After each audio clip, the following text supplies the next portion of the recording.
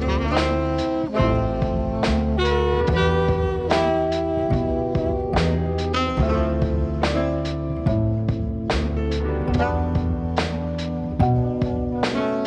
right, welcome back, everybody. This is Love of Pages, in for our second episode of Down Days, or Down Days. hopefully the Down Days : a novel. Apparently, that's how it has to be searched in bookstores. I am, yes, still a little bitter, but that's fine. I don't blame you. I'm Elizabeth, and I am joined with Jessica. Hello. And Stephen. That's me. And we are off to the races on our wonderful virtual book club because, yay, pandemic. Yeah. Real quick, I'm going to take the opportunity while you're still listening to plug Jessica's and my new podcast. Today we're recording this episode. You're not going to get it for a couple weeks, but we're recording on the Centennial Amendment, and Jessica and I have just launched a new podcast, The United States of Women. So, Dude. So if you haven't caught up on that one yet, go give it a listen. It's a lot of fun. It is. But Indeed. to open our book club, as per usual, we start with our drinks. So, Jessica, what are we drinking tonight? We're drinking beer. We just kept it simple again. I'm hoping Stephen got root beer, but I'm going to guess he's just got a Mountain Dew. I wanted to have a root beer. I went to the store and all of the root beers they had that were in bottles were just like all trash root beers. So I just decided I live in Arizona, so I'm going to drink water. I mean, that's why. I want to remind everyone out there, water is important. Yes, I do also have my water with all my stickers on it. So I do. I've finished 5/6 of my water quota for the day, so the rest of the water will be post haste. Post beer. So, Jessica, what beer are you drinking? This is Guinness. It's one of my favorite of the darker beers. Just I don't know if it's the Irish blood in me, but I like a good Guinness. I like it. And I'm drinking Prankster with a Q from the North Coast Brewing Company out of California. Prankster with a Q. Prankster with a Q. Prankster.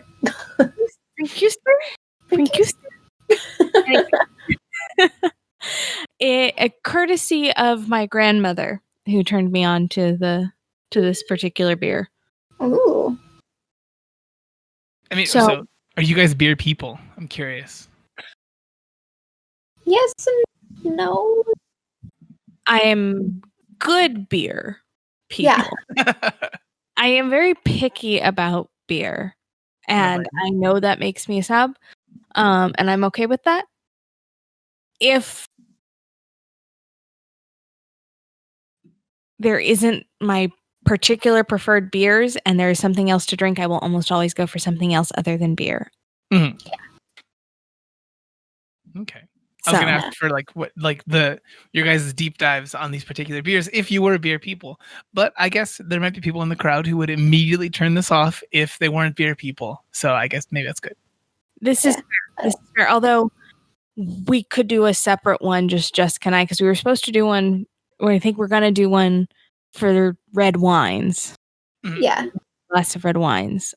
I don't know when we still have yet to do, even though we drank red wine like 5 weeks ago. But things have gotten busy.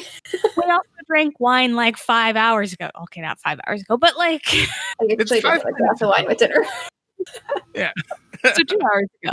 As did I. It's fine. It's fine. I look forward to the next podcast you guys launch, United Drinks of Women. It'll be fantastic. I mean, we do drink pretty much consistently throughout our new podcast. Yeah. I mean, I think we finished off a couple bottles of white wine for the first 3 episodes, and then a bottle of Prosecco and some other stuff for the second episode, the second round of recordings. Yeah, it was a smart idea. It's fun to drink with your friends. Anyway, I feel like with Elizabeth, it's fun to make your friends drink. I don't know what you're talking about. Jessica gets nice and fun and chatty when she's drinking. I have no idea what you're trying to imply. I have never tried to coax you into drinking more than you should. No, Never. Yeah, here's the thing. She can try, though, but always know when to set your limits. And when you set your limits for the night, don't go ever past them. And I'm really good at that. So once I say, hey, I'm not going past 3 drinks tonight, that's it. No matter what Elizabeth says. The real trick is to talk to her before she set her limit. For the evening. Yeah. But do always do so safely and responsibly. Anyway, okay. Shall we jump into the book? Because I think our footnote's going to go after our book this week. Yes? Maybe? Yeah, she's a yeah, so. Okay. Yeah. But so I did my character chart. Yeah, this is the character chart that was mentioned before that had yet to be built at the time. That I do want to point out to anyone who's watching the visual podcast on YouTube, youtube.com/Geek Elite Media. It's pretty much in the colors of the cover of the book, but she said it wasn't intentional. So I just want to say to whoever designed the cover of the book, way to go. Your branding is strong. Branding is strong. Yeah, no, it's in my multi-colors of pens. It is. It's got blue in it. It does. Yeah. So making all of the connections, because I really was like, particularly in the second section, I don't know how everybody else was feeling, but like we added more characters for one, because that's what this book needed was more characters, more storylines. But we added more characters, and then they all kind of started to jumble themselves up. It did also, in this section, it stayed with Faith and Sans for most of it. It seemed like you were mainly in Faith or Sans' point of view. I think that also helped how they bounce off of each other. And it's also easy to notice when they are running into each other and how it's like, I'm getting the flow of it now. I'm like, oh, okay, I get it. I get it now. It is an interesting one. I didn't expect the Mickey Mouse character to come back around, besides the one mention they had of them early on. Yeah, I know. I mean, and he's mentioned, and he's significant enough that he ended up on my chart. There are some characters that just didn't end up on my chart. The random parking lot guy who Tomorrow uses as a stand-in father didn't make it on my chart. Yeah. Did you guys remember? Yamis came back in this one. Yamis did come back. Yeah. He also made my chart. Yamis, hyena guy and Yamis, which there was a name for hyena guy in this one, and I still do not remember it. I believe that's him. Yeah, I thought Yamis was the hyena. They literally share a name. What? Yeah. Is that what?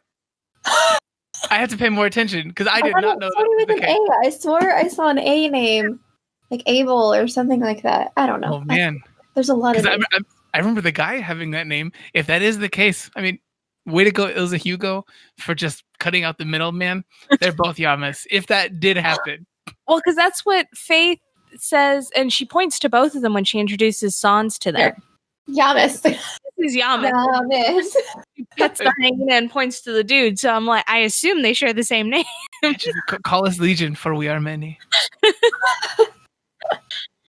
But so we left off last time. Sans had just had his chasing his unicorn mental breakdown where he sees a girl lying with flowers growing out of her eyes, which was really kind of creepy. And then Faith ends up dealing with the foodists, which Anyway, we didn't talk about it much last time, but I have a problem with foodists. Anyway. What? Tell us your foodist thing. I'm so curious. Well, I love food. and my weight would tell you so. But I'm right there with you on this one. But I understand the concept of eating right and eating healthy and all that good stuff. Doing so to the point of starvation, particularly doing so with children, really bothers me. Yeah, no, it's fucked up. I have a real problem with people restricting children's diets in that kind of extreme sense. Yeah. No matter, but forcing upon them any form of true dietary restrictions. I mean, I get it. You don't want to let your kid eat candy for every meal. Like, got it. That's fine. But, they're not permitted to have any carbs or anything that's processed or anything that, nothing with lactose in it. I mean, unless they've got an allergy, stop doing that to your children. Yeah. But no, I mean, like, much less like their crazy situation that's going on here. That's like, that mirrors some real world stuff where it's like, we just meditate and we drink this like thin broth once every 3 days. Like that stuff happens. No, exactly. But I'm like, if you're in a situation where food is scarce, feed your children whatever you can find because your children need food. Like, feed them. Yeah. There's a reason why these foods exist, and USDA has very specific guidelines for developmental reasons too. Like, and milk is a big part of it. At least some sort of milk or dairy is a big part of it, unless you have allergy due to reasons. And carbs are also a big part of it due to reasons. Like, kids burn off energy. Energy needs carbohydrates. Like, it's just how it is. But in any case, that's my soapbox. And quite honestly, I feel that way with a lot of these religious sects in this book. And I get where she's going at, and I appreciate where she's coming from because that is very real. Yeah. People face, like anti-vaxxers, so many different things are mirrored in these weird cult things. Yeah. Exactly. So I'm perfectly fine with that. I do believe John Camarena from the Geeks Watch listens to this podcast. I'm going to tell him right now, John, you are not permitted to read this book. Not for you. We should have set it up front. This is the second part. I know. We may have to go back. But now we know he really shouldn't. We may have to go back and edit. I wasn't quite like the first third of this book didn't have quite the issues. Is it because of the similarities to like real world things, or no? It's because conspiracy theories are real in this book, and John can't handle that. John can't handle the spiral of conspiracy theories actually being real. Which there was like a line in which it was like everything is truth or something, and all I could think of was the Assassin's Creed thing, which is just like nothing is true, but everything is permitted, or something like that. Like, it just reminded me of a video game like thing that said. I don't remember the phrase. I played Assassin's Creed for like 7 minutes. Yeah, it's like nothing is true, everything is permitted. That's the first law of Assassin's Creed, which they kind of go away from that shit after like the second game, I believe. Yeah, the second, third game or whatever. But it's a very good game franchise. If you play video games and you like video games and you like history and you like assassinating people, Assassin's Creed is great. All of them are really great. I highly recommend them. They're like my top games. And yeah, I'm very excited for Valhalla coming out in November. And like, I hope it's good. I can't wait. Okay, sorry. The book. Well, we will give John a fair warning individually that he's not permitted to read this book. But if you, our dear listeners, are particularly susceptible to conspiracy theories, here's your trigger warning. Yeah, be warned. Be real. So we open up in this section, and Sans and Faith, who apparently know each other, finally come together really for the first time and have an interaction. Yeah. And at least I get the developmental feeling that they are our two main protagonists. Like, they're our two main characters. Yeah. If nothing else, they're like the 6 degrees of separation for everything else. All roads lead to them. Yeah, exactly. So Sans has been, trying to hunt down his unicorn, which he took a picture of off a painting in a diner, which was, I think, my first clue, like, something's not right. Yeah, no. Imagine it's more than just a hallucination. Yeah, there's something here. Like, imagine, like, so for this one, let's say it was John, because we've already brought him up, and John's just like, yeah, no, I met this beautiful girl, and I mean, like, her hair was fantastic, but like, I saw this picture of this lady who's from like a long time ago. I'm pretty sure it's her. We would try to have an intervention of some sort. We would call some service hotline. Oh, you cray. Yeah. But like, Sans doesn't have those kinds of friends, I don't think. No. I do not get that impression. And so he's then asking the group, including Faith, that he's playing cards with just on the street, who can he go to like, who can his friend, I do love this, can his friend go to if he's having issues and maybe hallucinating? Like, which is... Nobody thought for an instant that it was anyone but him. Exactly. I mean, even friend. You have no friends. Yeah, like, come on, bro. And so Faith sends him to Fred, who's our first new character in this section, and he made my chart. Yeah. And Fred is the Sin Eater. The most interesting concept in the entire book for me. There are so many things that are cool, but it's too weird of a thing to not have some basis in reality. I've never looked up if it is. It does. Oh, it does. Okay, perfect. Yeah, there are actual Sin Eaters. Yes, that is an actual thing. Yeah, no. That is 100% based in reality. There are families who have been Sin Eaters for centuries. It was a heavily common practice in the Middle Ages and the late Dark Ages. It is very heavily based in reality. What a great grift. Like, honestly, just think about that one. Yeah. I feel like that might have been one of, like, I don't know if I can say for Ilse? How do you say your name? Ilse? I don't know, but I feel like if I, like, caught an article on sin eating, like, that would have sparked a whole novel idea too. And I'm wondering if that was one of her sparks for this idea, because I love, like, sin eating. I always forget about it. And I'm like, oh yeah, that's such a cool form of, like, ritual.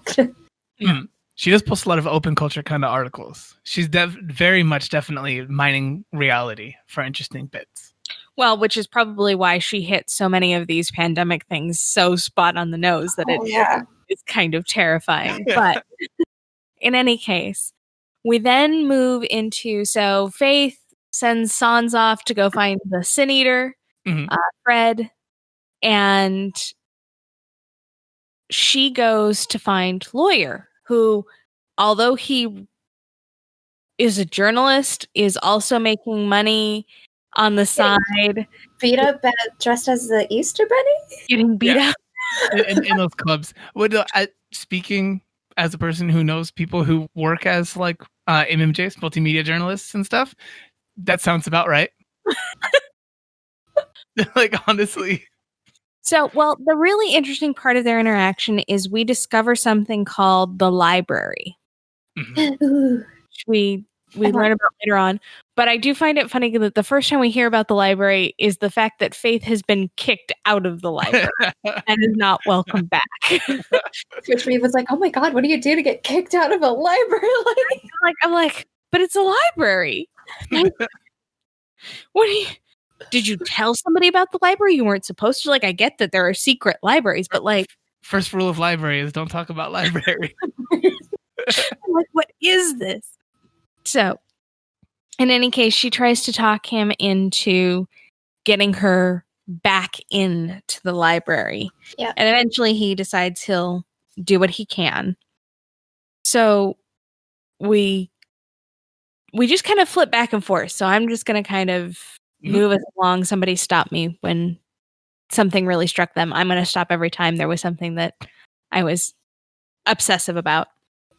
So Sans goes to find Fred, and has a conversation with Fred, who has this line of people that are there to see him in front of the pre-quarantining quarantine place, which was, I did have to reread this section a few times to figure out how this process worked. Like, what stage are we at this point?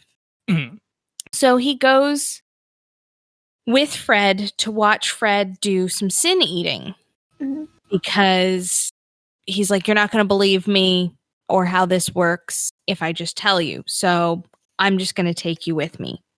Which I don't think happens a lot. I definitely think Fred felt some certain connection or some such thing there. Yeah, I think there is something about Sans that Fred's like, yeah, I'm going to take it. You're worth it. Well, I think their conversation later on, we'll skip over where Faith is going to the library real quick.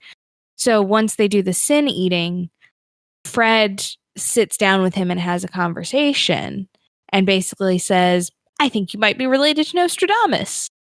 That's normal. Sounds like... Because what you're hallucinating is actually somebody from the past who was also dying during a pandemic, but the disease didn't kill her. It just caused her to see into the future, and it's causing you to see into the past. Yeah. But I still don't understand the hallucination with the flowers growing out of the eyes. That still doesn't make any sense to me. But whatever. Purely coincidental. Entirely unrelated. Just a drug user. But so Fred looks at Sans and hands him a thermometer, I guess. It took me a while to figure out what on earth was, because like at first I was like, is he passing needles around? I know. I was like, this seems really, and then it was like, oh no, it's a thermometer. And I'm like, I guess it would be like super sketchy to have a thermometer when the entire city is, massive thermometers everywhere. Yeah. The true mass hysteria, everybody convinced that everybody else is catching the disease. Yeah. It's like going to like stifle a cough or like stop a laugh. Any of those things. Like, why do you need the thermometer? Yeah. Like, what's going on? So Sans goes into the bathroom and takes his temperature and realizes he has a fever. So clearly he must have laughter. Like, he couldn't possibly have the flu or any other virus. A fever from stress. Literally anything else. Poor environmental conditions, poor, dietary habits. And the fact that his next door neighbor had just been toted away after his wife was claiming that he had the flu. So clearly, this is the case. He's got the joke.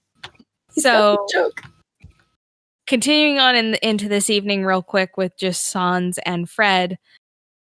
Fred then takes him to somebody who can help. And they end up having to climb into the not sewer. But it's covered river, the covered stream that, I don't know, brought typhoid and the plague and... Well, I mean, that is what happens in most major cities is they cover up their streams, and those streams are still there, and those streams are not getting what they need and the filtration that they need, and so they're just a collection of diseases. Yeah, which is why I'm like, this doesn't make me feel any better. That actually makes me feel worse. Like, urine's relative, like, unless somebody is sick, like, urine sanitary, like, whereas... I want to put it out there. You're like, for us, we're in Arizona. We're pretty safe from there being streams that were uncovered. This is true. we have seen visually all of the water in the area. But in any case, they get to Fred's cousin, who turns out to be Mickey Mouse. Mm-hmm. The guy with the hookup. Now, have you guys been to 8th Street in Yuma, Arizona? Corona Tacos. Yes. Where you buy, like, they open up the freezer and they have all of the like $2 DVDs that are movies that are still in theaters and whatnot. That's all I thought of the whole time. It's just that person, but with a way better hookup in this world that's so enclosed in the city. They'd have like MP3 players preloaded with music, whatever things you need. Yeah, it's just that. Yeah, do like that this guy has a hookup within the military's internet. I just asked this guy for a hookup. I mean, that would be the best thing in the world. I can't even imagine. Dude. So what Sans needs is a VIP card because apparently the rich and fancy don't want to have to deal with getting checked once a week. So they have special cards that just make them get checked once a month. And I do think that would happen. If you really think about it, they would pay for a thing where it would be like pre-check. Yeah, you say pre-check. That's all it is. They like you say, I don't leave the house this much anyway. I only come into contact with these 3 people. Like, I don't have to get checked that often because of this, but it costs them a little bit of money and they help add money into the infrastructure of the city. It would happen. Yeah. It would absolutely happen, and it would definitely be exploited. Mm-hmm. So that's completely 100% accurate. But Mickey Mouse is apparently a retired Sin Eater, and he sees ghosts, somebody, apparitions. He sees things that we find that Fred basically like he can like catch like static on the antenna sometimes, where Mickey Mouse is like he's like picking out fine details in an episode of a TV show. Yeah. So Mickey Mouse sees that Sans has a passenger, is what they refer to the person as, and makes them leave because he's too freaked out. He just can't deal with it. But he'll get them the card later. So flashing back to Faith, because we're still in Wednesday, and then we'll have to get to Thursday. But a lot of stuff happens on Wednesday. All of this happens. They are busy people, okay? They are busy people in the middle of a pandemic, which I don't understand. Actually, I do understand, but still. So Faith gets a library card. She goes to a bar, pays $50, gets her library card back. Turns out this library is underneath the bar in a out of order bathroom stall. Yep. With fancy key slots. Because that makes sense, but that's okay. That works. It's a secret library. It's a secret library. And she goes down and the librarian hates her.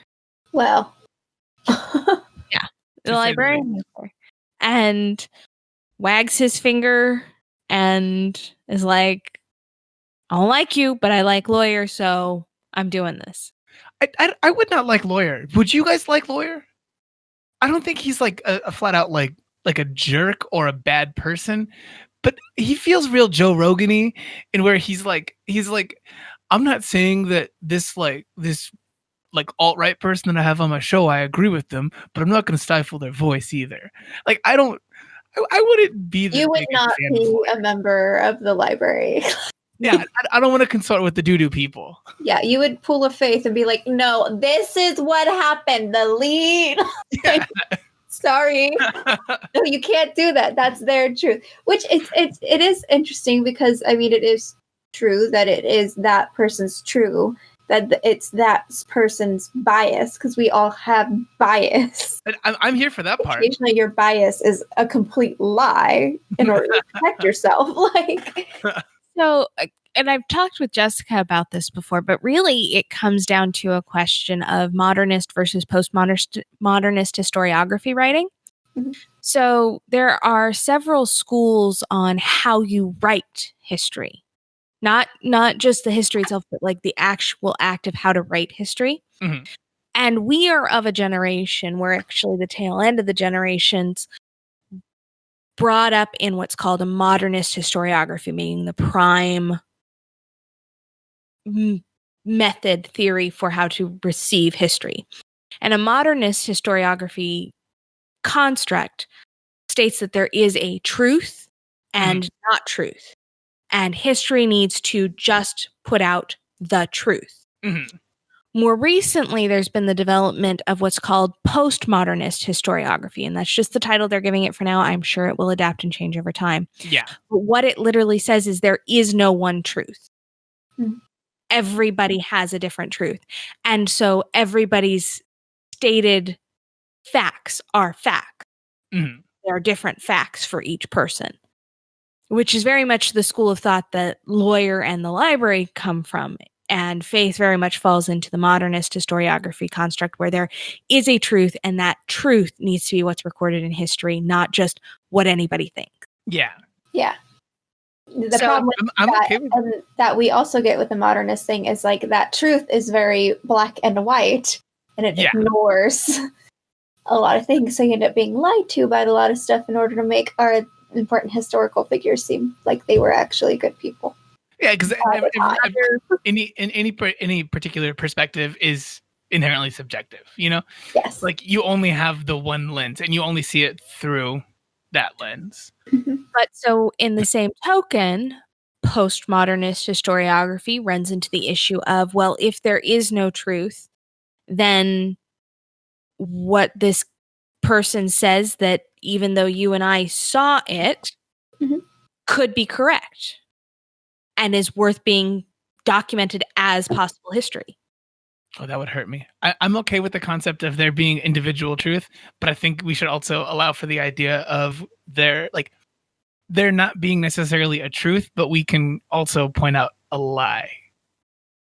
But I know that those don't mesh. They don't mesh. Yeah. So hence the problem. And so while I would personally struggle a lot with Lawyer's construct, I definitely see why the librarian likes him. If you adhere to that theory, that thought process of how history should be recorded and should be passed down, it makes perfect sense. And I mean, even Lawyer will tell you he is not in the business of giving you the truth. He's in the business of giving you all the options. Yeah. And you kind of have to pick whatever it is you think makes sense. Mm-hmm. So I definitely understand the character of Lawyer and appreciate it, even if I would probably be with Faith and be like, but that didn't happen. I was there. So we discover that the reason Faith got kicked out of the library is she found a card with the quote unquote government storyline of an event that she witnessed and says that's not the way it happened, and went and crossed out the other history. Yeah. Which is no in the library. So the librarian tells her so at first, so this is really interesting, the way that this is constructed, because you don't find that out till she almost is leaving the library. Mm-hmm. When he says, if I see you touch a pen, I'm like, oh, is this one of those libraries where you're not like allowed to write things down because they don't want the information getting out? Like, is it one of those kind of libraries? Like, she took information and gave it to somebody else because they, probably her police officer friend, because they needed it to solve the case. Mm-hmm. And that's why she got kicked out. And then I was like, oh, no, okay. But she erased somebody's personal history. She erased some version of history. So in any case, she goes because she is looking for missing children, hoping to find Elliot. And that's when she gets the text message. Bum, bum, bum. Dramatic music. I will say this twist I caught before. When did you? And I was still like, I caught it when she went to all the vendors and was asking him, like, you didn't notice the kid. No, I didn't notice the kid. And I was like, oh my God, this kid is dead. This kid's dead. And it was mainly because of the connection with Sans and what was going on with him and his unicorn. And I was like, oh my God, this is about ghosts. It's about ghosts. And I was still like, oh my God, he is dead. I was still like, oh no. I was so bummed at the idea of this. Yeah. It was the moment the vendor that she had said, well, maybe he just didn't notice them because he doesn't like children, had the picture of a kid on his screen. And I'm like, oh, he notices children. The child wasn't there. Yeah. The child hasn't been there. Yeah. I will openly note that tomorrow, just constantly blaming the cops for not finding a ghost was probably my favorite thing of the entire She knows. So far, she lazy ass cops. Yeah, like she knows that Elliot's gone. It's not a secret. Like she's not holding out hope that Elliot's still alive or something. You know, she's like, I mean, so what if he's dead? So what? They still wouldn't be able to find him anyway. So lazy bastards.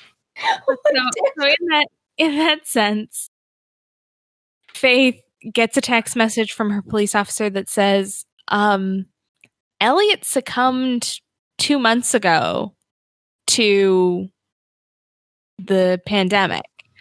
Like, he's dead. That's the reason the case is closed. Like, we're not searching for him because he's not alive. Mm-hmm. And Faith goes, well, guess I don't need the library anymore. This was a waste of my time and having to deal with lawyer because I feel guilt about having just walked out with a Post-it note after 3 years of a relationship. I mean, like, I do kind of get where lawyers upset. Like, I that probably pissed me off too, dude. She took his jacket too, his favorite jacket. No, I thought she took t-shirts. I thought she took 2 t-shirts. Yeah. 2 of his favorite t-shirts. You don't just get new t-shirts in Sick City. Right? So then we get just a minute of Piper, who is looking for her next fix and goes back to the same temptation bar. Is that what they're called? I don't remember right now. I have no idea anymore. She goes back to a place. She goes back to the bar where they beat each other up. Mm-hmm. And... Or I guess, sorry, I skipped ahead of myself. So Faith gets the text message, discovers Elliot's dead. She leaves the library, and she goes right over to Tomorrow to be like, "What? What do you want me to do? Dead. What do you want me to do?" Tomorrow gives her this whole, well, like, I guess, yes, they took, like, his body died, but, like, he's not dead. And you're like, I'm like, oh, God. Oh, my God, no. For this one, how did you guys interpret what Tomorrow's actual interactions with anything that might be left of Elliot might be? Do you think that she has some other kind of thing with him, or is she just like a distraught person? I think she's in the same boat as Sans. Yeah. Okay. I think she probably caught the laughter as well, but she didn't die from it. Mm-hmm. Instead, she ended up being able to see. She gets the eye. She gets the eye. Yes, that's the term. Yeah. Yeah. So that's what I'm thinking too. I think she and Sans are in the same boat. Okay. Mm-hmm. And I think that for her, I think we'll get into, I don't want to get into Thursday just yet. Anyway, we will get there.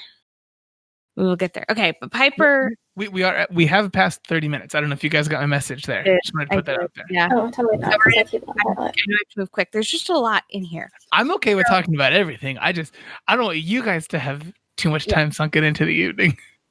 Appreciate it.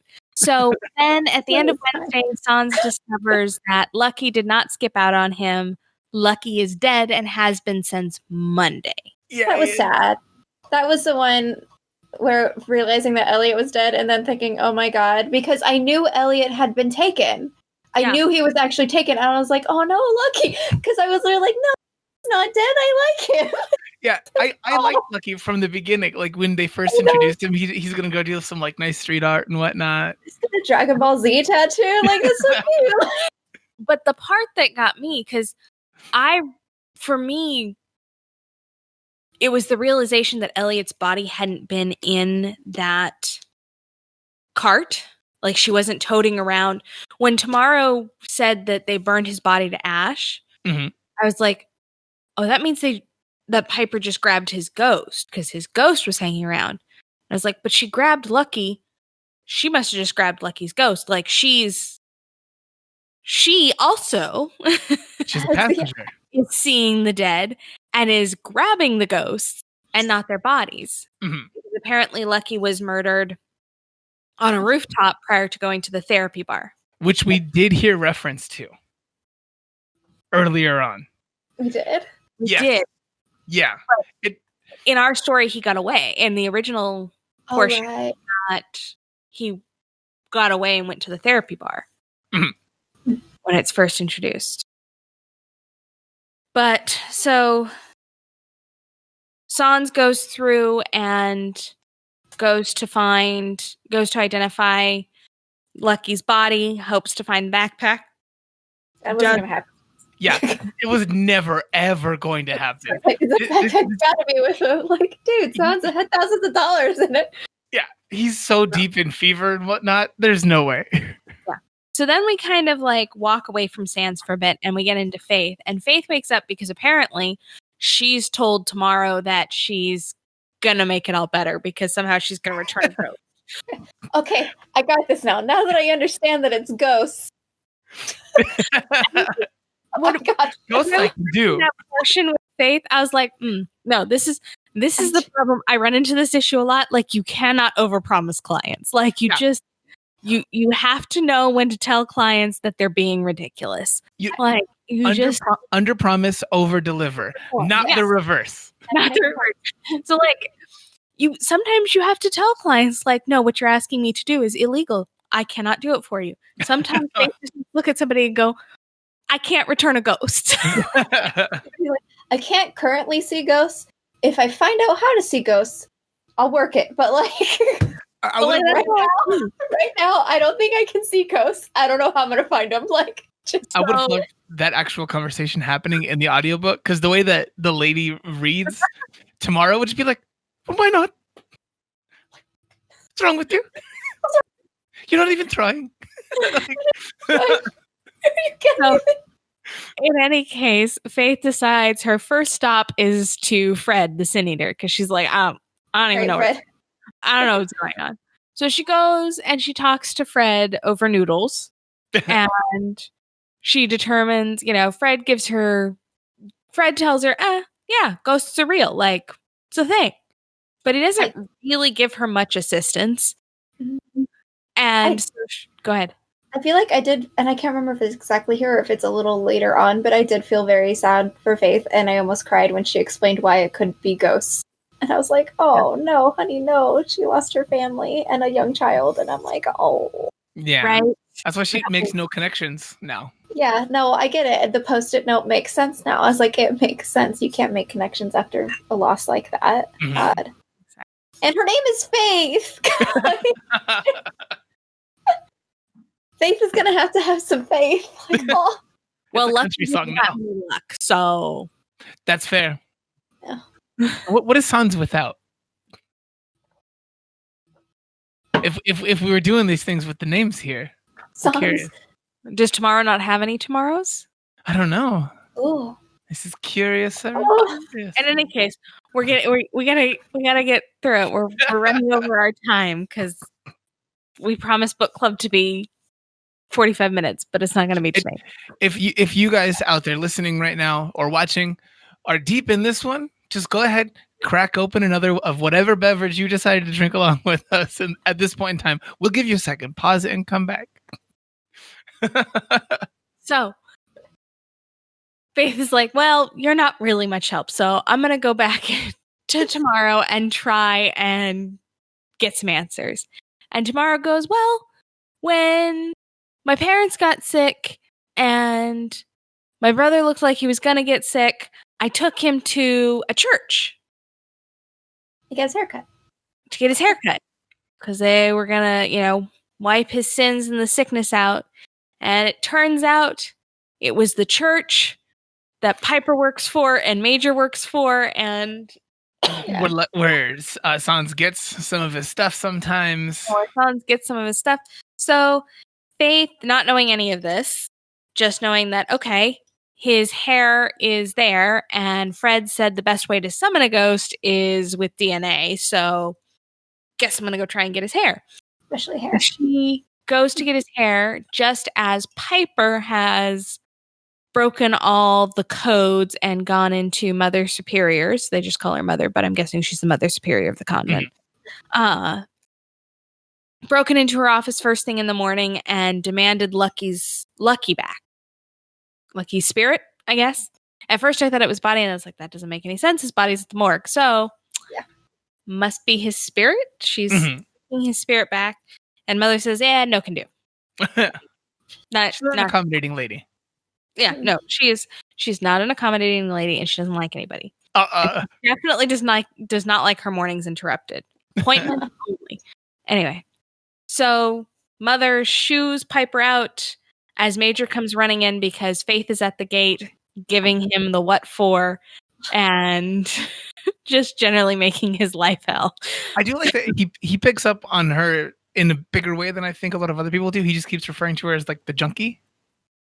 Oh, Piper, yeah. Yeah. Oh, Piper, yeah. I'm sorry. Piper's the junkie. She's known as the junkie or the medic. Mm-hmm. And then he refers to Faith as the skirt. Yeah. The skirt. Which I'm like, okay. She was wearing like a very colorful skirt at the time, because I think Sans even comments on the skirt that later on. I don't listen to anything Sans says about anybody. Sans worst judge of character. I think Sans mentioned that he ran into her and something was different because he liked the bright skirt she was wearing or something like that. And she mentioned she was wearing heels too. Like she dressed up to go get his hair to look more professional is what I was assuming. Oh, I thought when Sans was describing her colorful skirt, that was just because she was getting dressed up to go to the comedy club on a kind of date with Jameis. Hyena, yeah. Anyway, so Major goes in and says Faith is demanding to see Mother. Mother lets her in. It says we couldn't possibly know where it is because we get so many donations of Faith. It's like, no, look, you're an NGO. You have to catalog all the hair samples, which means you definitely know where it is. And Mother's like, I hate you. She's like, she came with receipts. And this is why you do your research, people. When you go to confront bad guys, you do your research. It's true. You do your research. So Faith then notes that that Mother has books on vaccinations and some other hinky things, which now I'm getting really concerned about what she's doing with these kidnapped spirits that she's paying Piper for, but I'm sure it will all be discovered. So Faith then tries to, as she's leaving, because Major's not paying attention, she tries to sneak in and find Elliot's hair. She's unsuccessful. She gets kicked out. Then some stuff goes on, but eventually we just end up at the comedy club on Thursday night. And Faith is there with Jameis, and she runs into Sans, who happens to also be at this underground comedy club because they're pseudo illegal, because it's illegal to laugh in public, but you can still laugh in private. I found that very interesting because I was like, this reminds me of a lot of legislation that was the case regarding what sexual acts could be conducted in the bedroom in the 60s. Like, so it was very, I'm like, this is very reminiscent of that time. In any case, Sans gets really drunk. Really chatty. Really chatty. And he wants, what does he want from Faith? He wants access to the library. Mm-hmm. Yeah. Because he wants to find out who his unicorn is. Yeah, because she saw the picture of the unicorn in a portrait. In a portrait in the library. So Sans wants access to the library. And Faith says, okay, but you have to tell me about this church. And Sans is like, what church? I don't know any church. And she's like, really, Pony Jacker? Yeah. Like, don't give me that. Don't give me. So finally he just relents and is like, okay, fine. I'm too drunk to fight. I feel like it was like dying. It's like a 2-second exchange where he's like, I don't know anything. You know something. Okay, I know something. Okay, I know something. I'm having hallucinations. I'm laughing. I'm dying. I got a diamond pass now. I think Sans just like rambled on and said, yeah. Eventually, he's just getting dragged through events. Yeah. He's not choosing anything. No. So that's essentially where we leave off at the end of Thursday night with a very drunk Sans. And oh no, then wasn't there a Piper? There's a Piper scene. She goes back to stitch up the guys at the therapy bar. Therapy bar, and she talks to the stormtrooper one. Yes, she talks to the Stormtrooper one, and they share a needle to get high. Yeah, and someone is missing that they had mentioned. Like there's a person who was there normally that's no longer there. Denny. Huh? Denny. Yeah. Denny. Who is another introduced character, but I didn't have enough information on him, so he did not make my chart. Yeah. I thought it seemed like he was in a romantic relationship with Piper or something. That's why she was thought he was her drug dealer. That could have been it too. I refuse to comment. Is that a romantic relationship, a friendship, or a business relationship? I don't know what you call your drug dealer. So it depends on how good their drugs are. Yeah. So that's where we're at the end of Thursday. Stephen doesn't get to make predictions because Stephen knows what's going to happen. But Jessica, what do you think is going to happen? What do you guys think is the most important thing that you've learned? Like the most important change or factoid introduced? Well, Ghost is by far the most important. Definitely Ghost. Okay.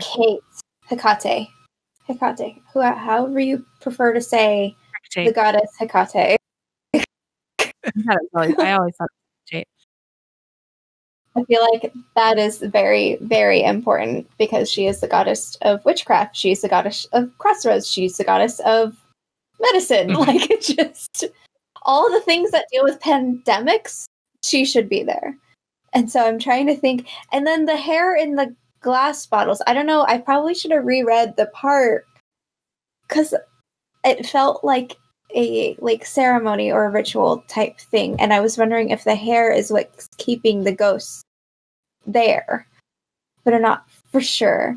Because hair is really, it's one of those things within witchcraft that like the hair is the soul. So that's how you make voodoo dolls, is you have to have the person's hair in order to make a voodoo doll. So I'm like, is that the talisman? Sorry. I think it could be. I don't think Mother Superior intended it at first.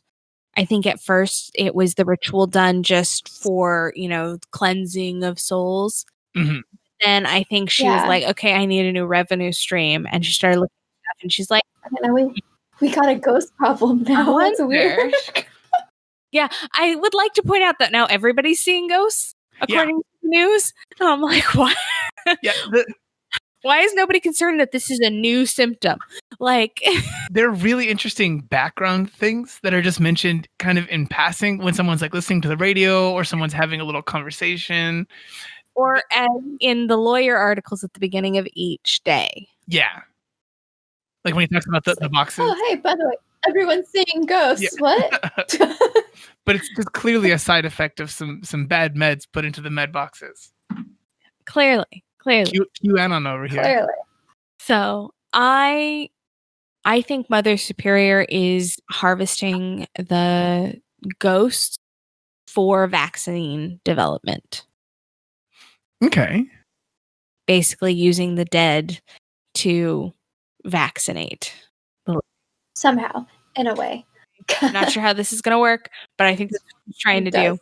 And I think Piper actually did catch the laughter. Mm-hmm. And that's why she was really removed. And instead of going to the quarantining like she's supposed to, she just fell off the wagon and kind of like went underground. Mm-hmm. Is I think what happened. I'll stay alive with drugs. Could just. Yeah. But in any case, okay. So footnote time. Yeah, you said that one of the most important things that you thought would apply to the future was the Hecate. Yes. Hecate is a Greek goddess. She's known as the triple goddess, the goddess of crossroads, which I will have you know, I have 4 different mythology books, Greek mythology books. Her mentioning in all 4 books, it's just very small. It's very small, and I couldn't even, and I still, and because the books failed me, I did not get as much internet research time as I thought I would. But you got a library card. Oh, well, I do have a library card. It's just that the libraries aren't currently open because we're not open. And I don't have no time to go to the library to research this. I finished reading this book last night. You need to go to the special library. That's the one. I need the special library. I do. I need to go find the stall in the back of that wank ass bar. the magic cake. Building a secret. I know. But so, and of course, with like all sorts of goddesses and gods, you kind of sort of get, they have different origins. But from what I understand, what people kind of sort of agree with, she's pretty much Greek. May have been a little bit older than that. May have been based off of an Egyptian goddess that has the same witch powers as her. But her most important things is that she was associated with the moon, and she was associated with the dead and graveyards and crossroads and witchcraft as well as childbirth. Because if you're a goddess, you have to also somehow be associated with childbirth. Yeah, because you're a lady. Yeah, and you're a lady. That's it. Most importantly, her childbirth role, though, was like if you were having really bad birthing pains, you would ask for her help, and she would be like, ease it on there. But like, what a homie, though. I know, right? I was like, hey, that's the one. Yeah, yeah. Yeah, she was literally like, I was the one who eased childbirth pains. Yay! This is a girl goddess. This is great. Which is also not where I thought that was going. But let's see. When it comes to the underworld, she was kind of sort of known as that goddess that would help spirits get to where they needed to go. She was also considered the goddess of keys, which kind of sort of goes with the pathways and the crossroads. So she held the key to Tartarus, so she could take the bad souls into Tartarus and so on, and as well. So she was referenced as a goddess of both like heaven and hell in a way. And people would give sacrifices and offerings to her at 3-point crossroads. She was at first early on considered just one goddess, but because she had so many representations, she became 3 goddesses that would stand sort of in like a triangle pose. One held a torch, which was the moonlight or something like that. One a serpent, which dealt with like the medicine thing. And then one held a knife, which I think dealt with like child labor and midwifery at the time. And then eventually she became the 3-headed goddess as well. So there's a lot of different interpretations of her. One of the biggest things about her that I think is more important is that she was considered the goddess of plants and medicine and toxins. So I feel like that is an important thing. I mean, this is where you also get into modern witchcraft too. Mm-hmm. Hecate is still mentioned in modern witchcraft as being a deity for them. And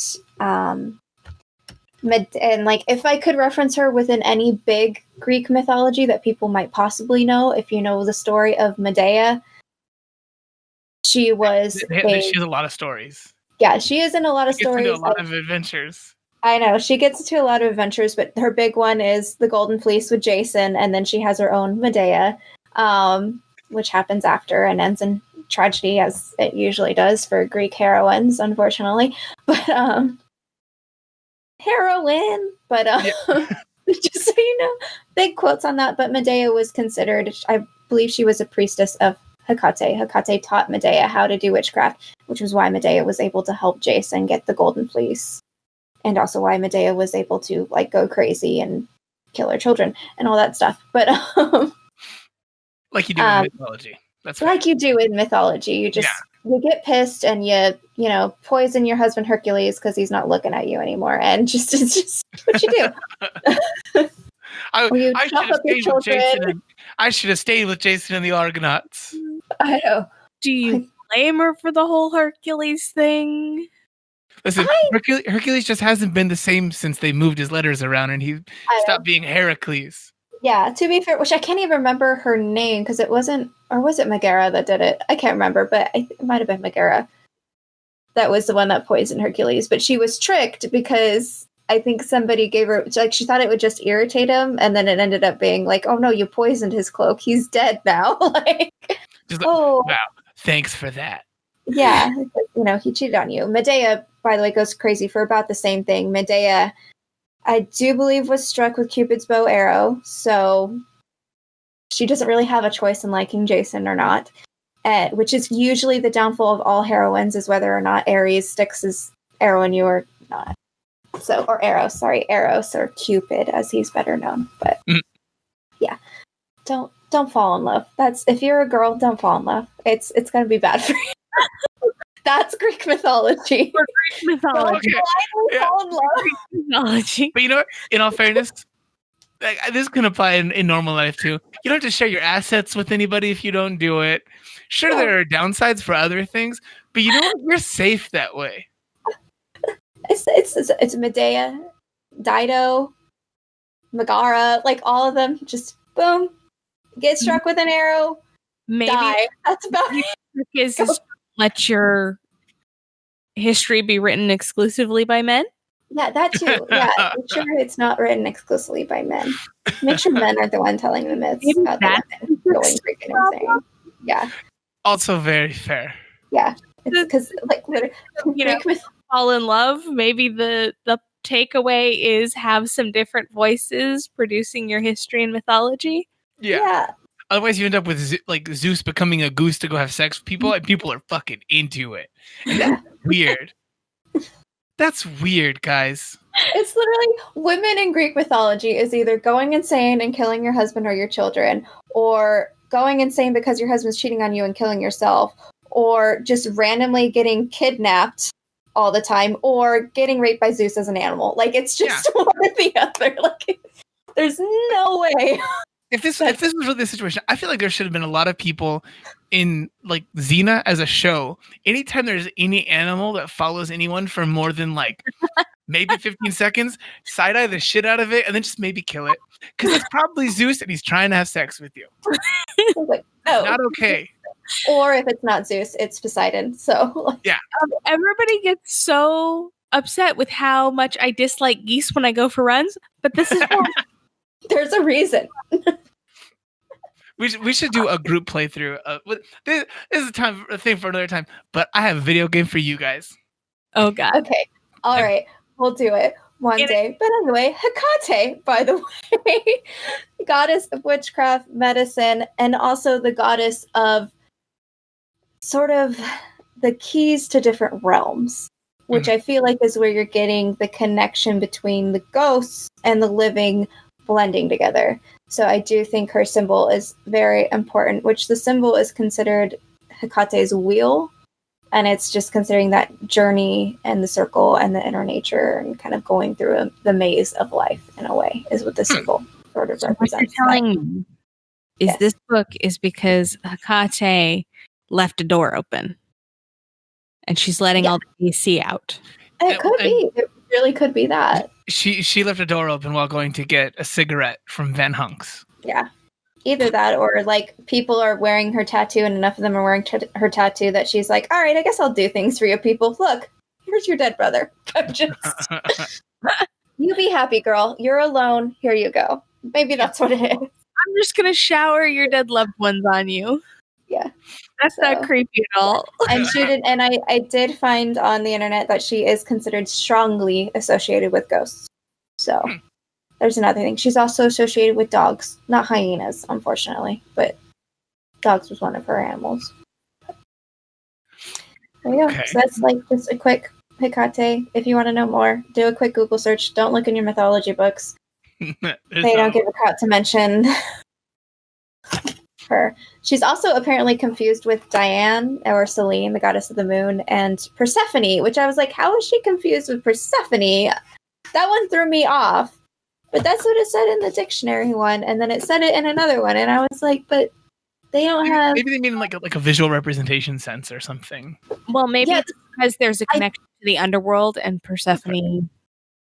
I feel like... The underworld? Yeah, well, it's the connection to the underworld. The only thing is, like, they have... I mean, she's not connected to the spring at all, which is Persephone. Persephone brings a spring. I feel like what it actually is maybe when she was considered the three goddesses that she was probably often shadowed by Persephone and Diane. I feel like they were often, or Selene. I feel like they were often together and they made the dark or night goddesses or underworld goddesses in a way. A little triumvirate. Moon. Yeah, it's just... All right. It's all interpretations. It's all fun. I don't know. So that, dear listener, watcher, fellow book club member, is the second episode of Down Days. And I keep showing this cover off because, like, it's just, there's so much to it. It's so pretty. It is so pretty. So, Jessica, where can people find you? You can find me on Twitter as JM Bailey Writes. Stephen, where can people find you? You can find me across all social media as Peppermint Gentleman or Peppermint Gent for short. And you can find me with the rest of Geek Elite Media at Geek Elite Media. You can hit Jessica up for some new bookmarks in case you are at a loss for that. Our Facebook page is /Geek Elite Media. And you can find archived episodes of this podcast and other podcasts, including our latest new podcasts from Geek Elite Media, at geekelitemedia.com. Please remember to rate, review, and subscribe to this podcast so that hopefully more people can join our book club. We'd love to have a book club across the country. And if you are interested in supporting us and all of our endeavors, we do have a Patreon page. We are putting up extra episodes of different podcasts and shorts and all sorts of good things. But until next time, this is The Love of Pages, reminding you to keep turning pages and always remember to geek out. I feel like we...